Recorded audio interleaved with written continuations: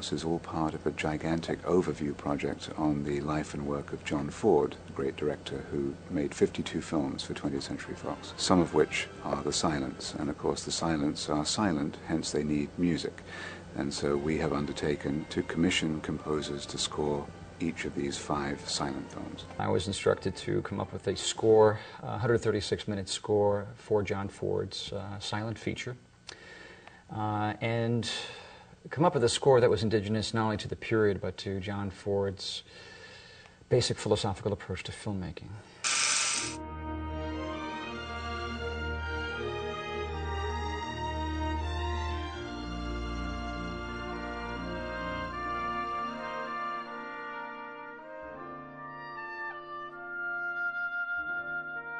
I felt that Christopher Caliendo was the man to go to.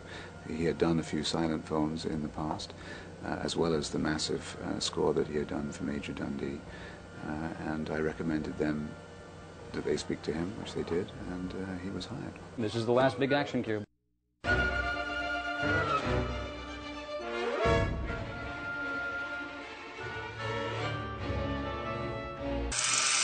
Christopher enjoys something that no composer working in the Hollywood film industry today has, which is complete creative freedom. He is hired as the composer, the orchestrator, the conductor.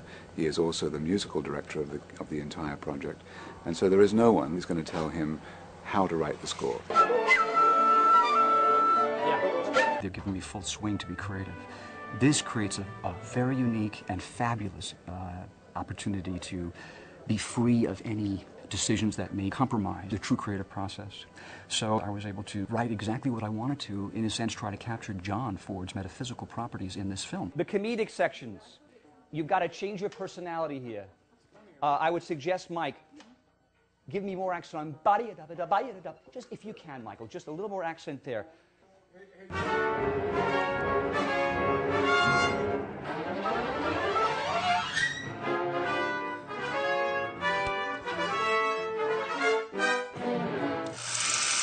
I would consider myself not just a character, but I have to be split personalities times how many ever characters there are, even the side characters in the film, but I have to capture those personalities and breathe life to them. In silent film scoring, it's a very different approach because you have pure music alone to capture not just the intimate characterizations and nonverbal dialogue going in between the characters, but you have to deal with sound effects, psychological impressions. The music should capture all of that.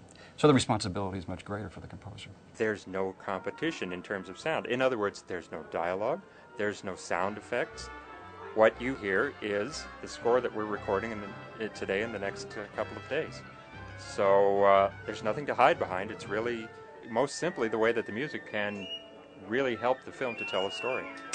When you have great directors, there's always a metaphysical philosophy and approach behind them. Peckinpah had it, John Ford had it, and I think I recognize the metaphysics in this film, and they were man's progress. You know, the essential building of America was this railroad, how to unite this country with a machine.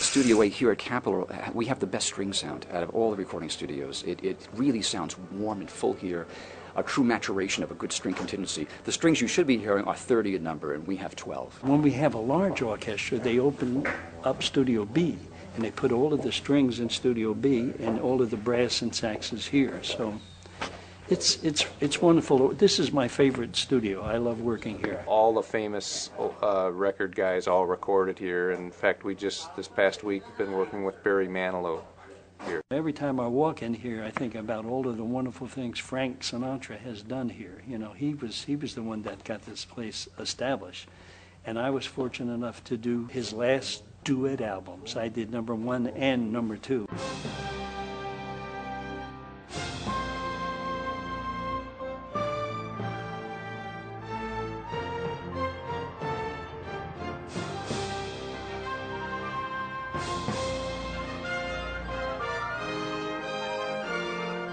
Is it fun? It's exhilarating. You live for it. This is a barroom scene. This is a brutal brutal fighting sequence. It's very dissonant. And at the same time, there's interesting counterpoint going on, because in the middle of this, you have a blind man who can't see, has no idea a fight's going on, with all this noise going around. It's John Ford's way of breaking, loosening things up. So I chose to play both sides in the matrix of all this. Now, our musicians don't know this. They're just getting thousands of notes. So their interpretation has to be so incipient and quick.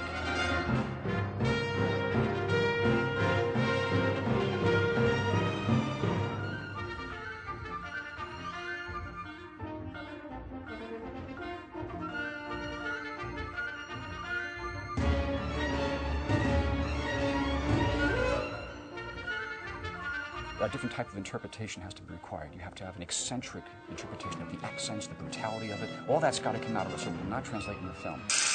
All sessions are hard because we are all basically sight reading. We don't see the music before we show up.